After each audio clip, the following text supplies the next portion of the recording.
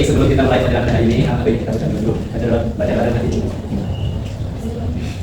Selesai, beri salam. Waalaikumsalam warahmatullahi wabarakatuh. Sebelumnya di sini ada yang belum masuk nggak? Ada yang belum hadir? Siapa? Munisa. Siapa? Sakit gigi. Oh, sakit gigi. Oke, semoga yang sakit segera disembuhkan ya. Amin. Oke, kemarin kita belajar tentang apa sih? Minggu kemarin ada yang masih ingat nggak kita belajar apa? Boleh yang mana? Minggu kemarin kita belajar tentang prosedur teks. Apa itu prosedur teks, Sobat? Prosedur teks adalah prosedur teks yang berdiri tentang apa-apa. Oh ya, betul. Karena minggu kemarin kita belajar mengenai tentang prosedur teks, sekarang kita belajar mengenai narrative text. Nah, sebelumnya ada yang tahu nggak sih apa itu narrative text? Ada yang tahu? Mungkin belum ada tahu ya. Nah, sebelumnya kenapa kita harus belajar narrative text? Di sini saya akan menjelaskan tentang tujuan pembelajarannya. Yang pertama adalah siswa bisa mengidentifikasi dengan benar apa itu narrative text, strukturnya itu bagaimana, dan juga siswa juga bisa mengerti apa itu narrative text, dan juga bisa menganalisis apa itu narrative text. Nah, di sini kalian tahu nggak sih apa itu Malin Kundang? Apakah kalian pernah dengar cerita tentang Cinderella, Malin Kundang, ataupun misalnya Bawang Merah Bawang Putih, atau tentang Nyi Roro Kidul? Kalian pernah dengar nggak? Nah, cerita-cerita tersebut termasuk ke dalam naratif teks. Di sini Miss akan dijelasin apa sih naratif teks itu. Naratif teks adalah jenis teks yang menceritakan tentang cerita fiksi atau imajinasi ya. Cerita imajinasi itu adalah cerita khayalan seseorang gitu ya, yang bertujuan untuk menghibur para pendengar atau pembaca gitu ya. Yang mana si naratif teks ini memiliki pesan moral atau memiliki pesan moral yang disampaikan oleh si tokoh-tokohnya gitu ya. Ya, contohnya kayak once upon a time in a small village there lived a kind generous old man. One day, as he was walking through the forest, he stumbled upon a giant squash. He inched closer. Nah, ini termasuk dalam teks naratif ya. Nah, biasanya teks naratif ini menceritakan tentang kejadian yang sudah lampau ya. Sampai sini paham? Amin. Boleh perhatikan ya di sini. Boleh perhatikan. Fokus. Jangan ada yang main HP. Nah, di sini Miss akan ngejelasin tentang struktur umum yang ada di dalam naratif teks. Nah, yang pertama ada orientasi atau orientation ya. Apa sih orientasi itu? Nah, orientasi adalah bagian yang merupakan undangannya terlebih dahulu. Kan kayaknya kalau misalnya ada cerita, tapi langsung pada topik. Sedangkan kita nggak tahu teman siapa, tempat yang mana. Nah, jadi di dalam struktur naratif ini sangat penting sekali untuk dicantumkan pengenalannya terlebih dahulu. Nah, contohnya, once upon a time there lived a poor farmer in a small village. Nah, di sini kita kan tahu ya, di sini ada pengenalan tempatnya, di sini pengenalan orangnya, gitu ya. Nah, kita lanjut ya. Kalau misalnya Miss bilang hai, kalian bilang dulu, hai. Halo. Fokus ya. Sekarang Miss akan menjelaskan jenis-jenis naratif teks ya. Yang pertama ada fabel. Kalian tahu apa itu cerita fabel? Tahu.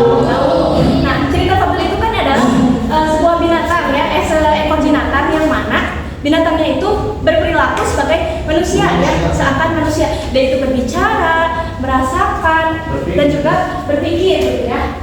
Nah, tetapi di balik semua itu juga memiliki nilai pesan moral gitu ya, yang disampaikan di dalam cerita ini. Nah, contohnya ada cerita si kancil, ada cerita semut dan singa ya. Ini saya dilihat contohnya.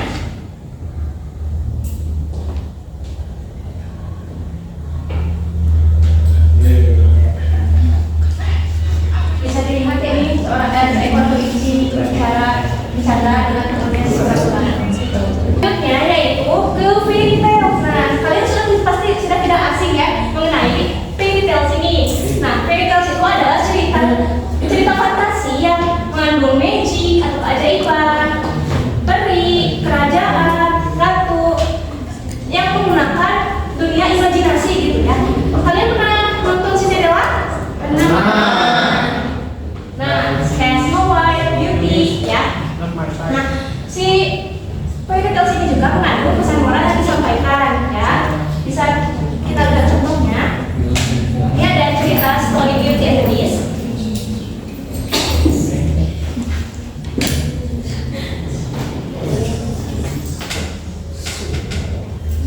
Tampaknya kalian sudah mulai capek, lelah gitu ya. Miss pengen ngadain quiz aja deh. Satu dulu lagi ya. Siapakah Kocok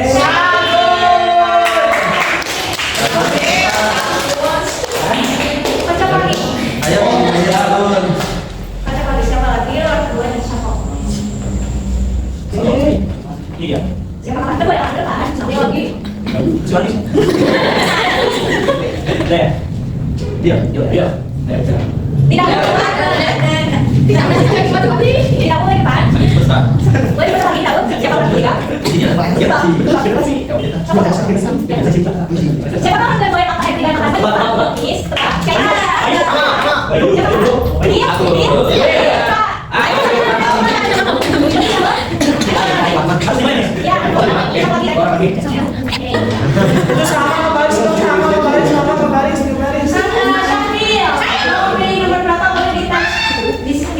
Pegang ini pilih nomor 30.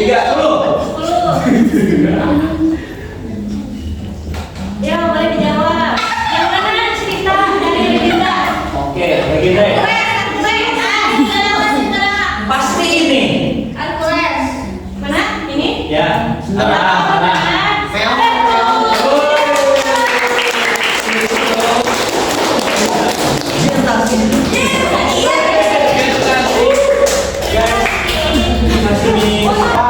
Boleh disentuh? Sip. Yang mana tidak? Boleh. Ini.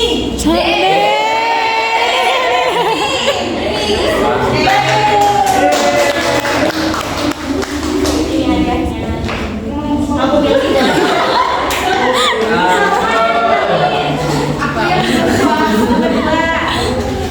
Terima kasih, Miss.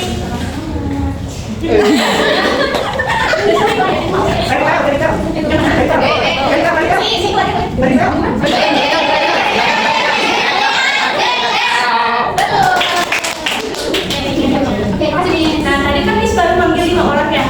Miss pengen 5 orang lagi random nih dari kalian. Siapa yang berani ke depan? Boleh Kak, maju. Sam boleh Herja, Kak boleh. Boleh Miss. Siapa yang akan maju ke depan dengan dapat deh? Depan, ayo. Sok, Isya mau jadi yang mana?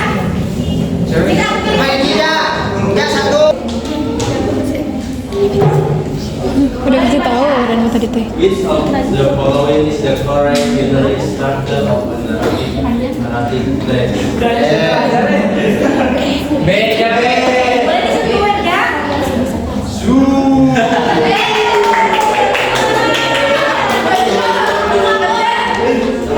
Terima kasih nih.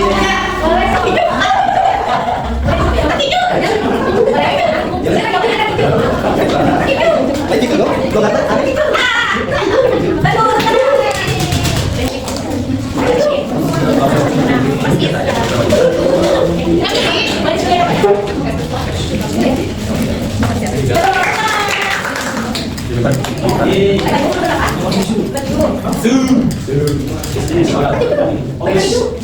Baik dulu.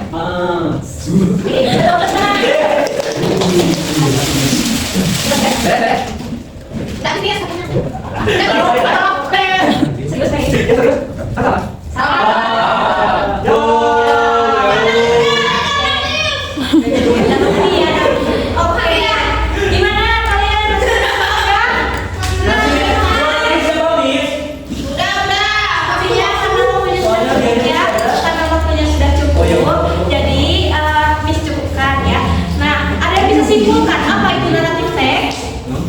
Ada yang simpulkan? Nanti dapat hadiah lagi? Semin, Boleh. naratif teks adalah teks yang menceritakan tentang cerita fable, cerita tentang legend, cerita tentang myth, dan cerita tentang